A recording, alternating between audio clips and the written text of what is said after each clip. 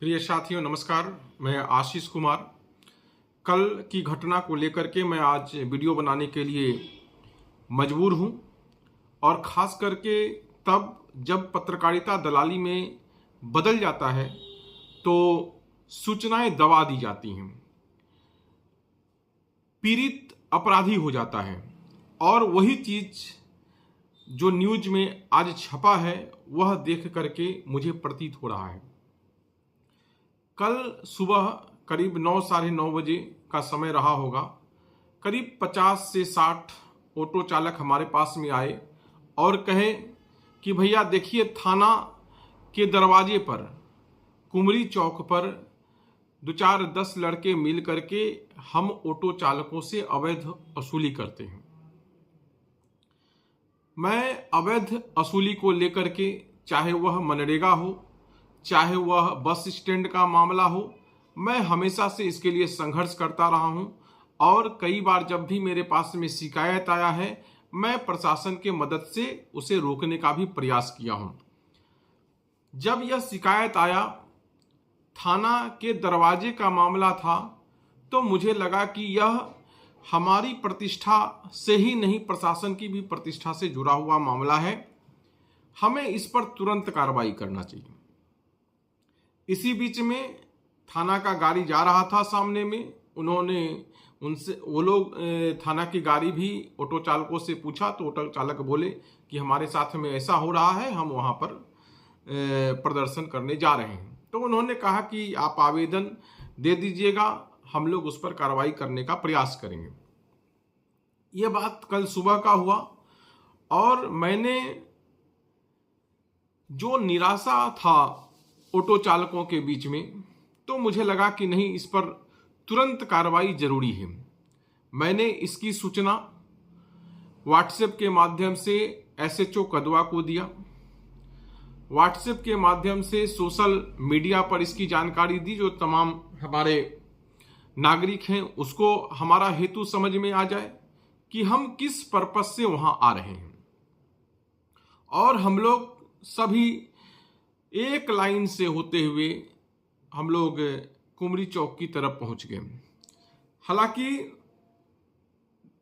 SHO को यह सूचना 9:30 बजे पहुंच चुका था, लेकिन आधा घंटा का समय होने के बावजूद भी पुलिस ने भीड़ को या हम लोगों को रोकने का प्रयास नहीं किया।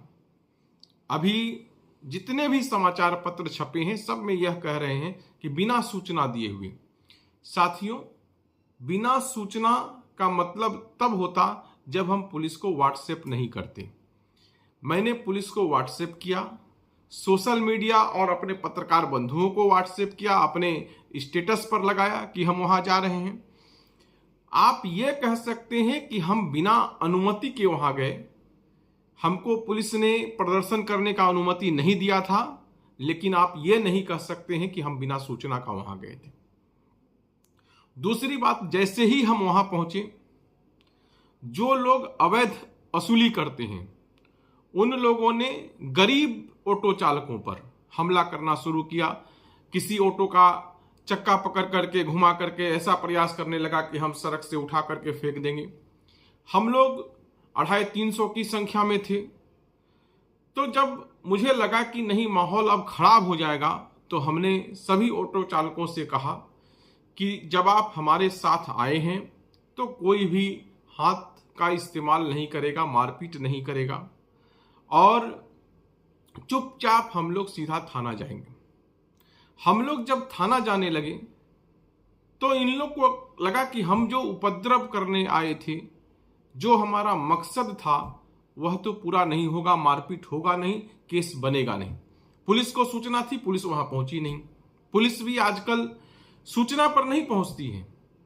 पुलिस जब तक कोई बड़ा कांड नहीं हो जाता है तब तक उसको लगता ही नहीं है कि कार्रवाई होना चाहिए। कांड रोकने का प्रयास पुलिस कभी नहीं करती।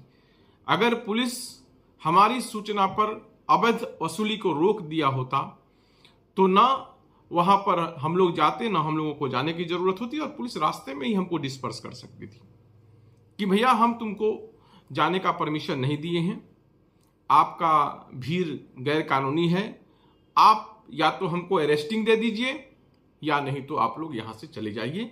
मैंने वसूली को रुकवा दिया है। साथियों, थाना के दरवाजे पर वसूली हो रहा है। एसएचओ और पत्रकार साथियों से जब हमारी बात थाना में हो रही थी तो उन लोगों ने हमको बताया कि 20 साल 25 साल से वसूली हो रहा है। अगर मैं प्रयास करूंगा कि आरटीआई लगा करके कल का मैं वीडियो का फुटेज भी आप लोगों के सामने करूं कि क्या बात हुआ। जब 20 साल 25 साल से वसूली हो रही है, पत्रकार को मालूम है, थाना के सामने हो रहा है, एसएचओ साहब कह रहे हैं कि हमको जानकारी नहीं है। मुझे कोई आपत्ति नहीं है यह मानने में कि उन्हें जानकारी नहीं है, लेकिन अगर उनको जानकारी नहीं है तो यह निश्चित रूप से प्रशासनिक विफलता है। जब हमने आपको व्हाट्सएप पर सूचना दिया, अगर आप उस सूचना पर भी आप हमको नहीं रोक सके तो यह भी प्रशासनिक असफलता है। हम तो मांग करेंगे, कहीं भी कोई आपराधिक गतिविधि होगा तो कोई भ्रष्ट गतिविधि होगा तो हम उसके खिलाफ दल बल के साथ उतरेंगे और हो सकता है इससे कानून टूटे, लेकिन अगर न्याय के लिए कानून तोड़ना भी पड़ेगा तो हम उससे पीछे नहीं हटेंगे। साथियों, 2-4 अखबार है, एक आज पेपर है, इसका शीर्षक देखिए। शीर्षक में क्या है? पब्लिक प्लेस पर पिस्तौल लहराना पड़ा महंगा।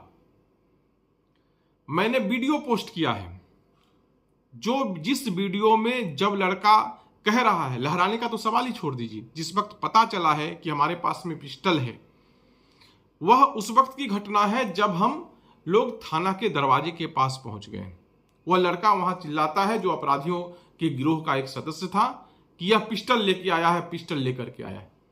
उसने छीनने का प्रयास किया। वीडियो से साफ होता है, 2 चीजें वीडियो से साफ होता है, एक कि हम थाना के दरवाजे पर पहुंच चुके थे, और दूसरा यह कि वह छीनने का प्रयास कर रहा था। हमने उसको रोका, छीनने नहीं दिया। तो फिर लहराने की यह बात कहां आता है? कौन है ग्रामीण? किसने यह कहा? और इसमें तो आप ग्रामीण का नाम लेकर के आप किसी पर कुछ भी आप लिख सकते हैं। आपने उसके खंडन के लिए हमसे बात किया? क्या कहता है पत्रकारिता कि आप दोनों पक्ष का विषय छापेंगे? सबसे मजेदार बात यह देखिए कि अपराधी मिट्ठू है, जिस पर हमने बाय नेम 4 आदमियों के नाम के साथ में हमने थाना में शिकायत किया है। वह चारों अवैध वसूलीकर्ता का नाम किसी भी पेपर में नहीं छपा है। अपराधी के नाम पर उस व्यक्ति का नाम छपा है जो सूचना देकर के सोशल मीडिया पर थाना को, एसडीओ को, डीएम को वह धरना प्रदर्शन करने के लिए जाता है, उसको अपराधी बनाया गया है। प्रेस यह नहीं पूछता है कि जब वहां रोड जाम हुआ तो किन लोगों ने हमला किया जामकर्ताओं पर। क्या वो लोग हमारा मॉब लिंचिंग करना चाहते थे? उसने इस घटना को लिंचिंग की घटना से क्यों नहीं जोड़ा? तब तो आप कल किसी भी विरोध प्रदर्शन पर आप हमला कर देंगे, कहेंगे कि इससे हमको असुविधा हो गई। तब फिर लोकतंत्र का क्या होगा? आज 25 साल से वहां वसूली हो रहा था, किसी पेपर वाले ने तो यह मसला को नहीं उठाया कि हां यहां पर अवैध वसूली हो रहा है, वसूली बंद होना चाहिए। लेकिन हमने जिस 4 व्यक्ति का नाम थाना को दिया, मिथुन, मृत्युंजय, नीशु और एक कोई लड़का है जिसका नाम अभी दिमाग में नहीं आ रहा है, किसी अपराधी का नाम इसमें नहीं है। इसमें अपराधी कौन हो गया है? वह व्यक्ति हो गया है जो सूचना करके वहां जाता है, वह व्यक्ति हो गया है जो अवैध वसूली का विरोध करने के लिए वहां जाता है। और पत्रकार महोदय लिखते हैं कि पिस्तौल लहराते हुए। कहां लड़ाया गया है पिस्तौल? किसने, कौन लड़ाया है पिस्तौल?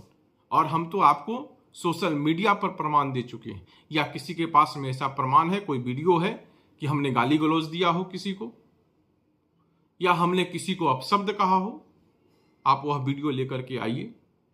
हमको जो सजा देना होगा मैं कुमरी चौक पर आकर के सबसे सादर सर झुका करके हम स्वीकार कर लेंगे। लेकिन पत्रकार बंधुओं से सादर निवेदन है, विनती है कि आप दलाल नहीं बनिए, आप अपराधियों के संरक्षक नहीं बनिए। यह जवाब तो आपसे समाज पूछेगा कि जब वहां 20 से 25 साल से वसूली हो रहा है तो आपका न्यूज़पेपर कलम क्यों छुपा हुआ है। आप जब आशीष कुमार सिंह का नाम ले सकते हैं तो उन अपराधियों का आपने नाम क्यों नहीं लिया जिसका बाय नेम आशीष सिंह ने कंप्लेन किया है। क्या मजबूरी है आपका?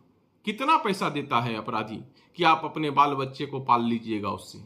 इससे नैतिकहीन संपत्ति, अवैध संपत्ति ऐसे संतान को पैदा करता है जो आपके वंश का नाम ऊंचा नहीं कर सकता है। मैं एक पेपर का खबर में देखता हूं, उसको मैं लगाऊंगा आपके इस वीडियो पर, कि इसमें कोई कह रहा है आधा घंटा जाम हुआ, कोई कह रहा है घंटों जाम हुआ, कोई कह रहा है कि पब्लिक प्लेस पर किसी का भी आप न्यूज देखिए, किसी में भी लिखा है कि अवैध वसूली के खिलाफ ये लोग जुटे थे? नहीं लिखा है, क्योंकि इन पत्रकारों का एकमात्र उद्देश्य अपराधियों को बचाना है।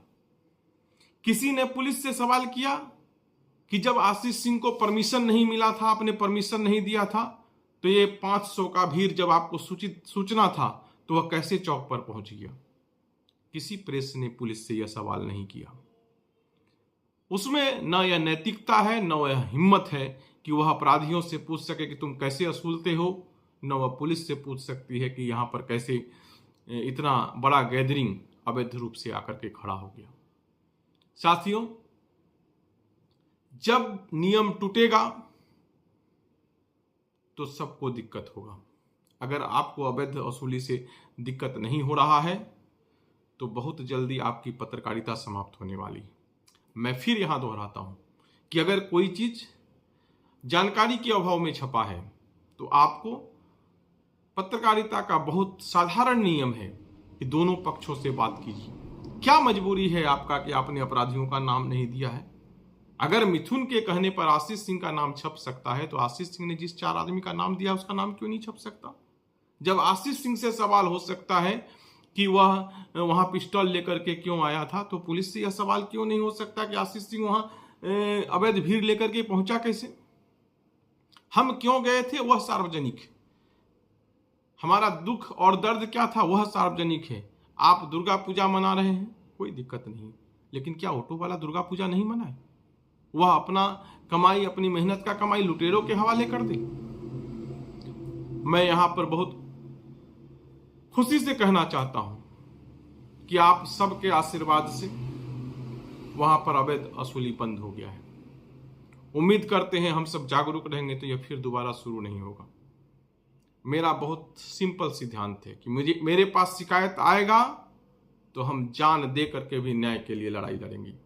अगर हमारे पास शिकायत नहीं आएगा तो हम कोई कार्रवाई नहीं करेंगे। यह बहुत स्पष्ट मेरा अपना मान्यता है, अपना फैसला है। मेरी आपत्ति आज पेपर से है। मेरी आपत्ति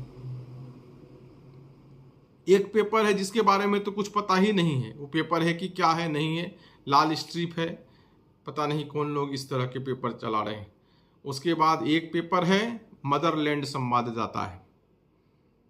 इनसे आपत्ति है कि आप अगर न्यूज छापते हैं तो दोनों पक्षों की बात को छापिए, अपराधियों को बचाने का कोशिश मत कीजिए।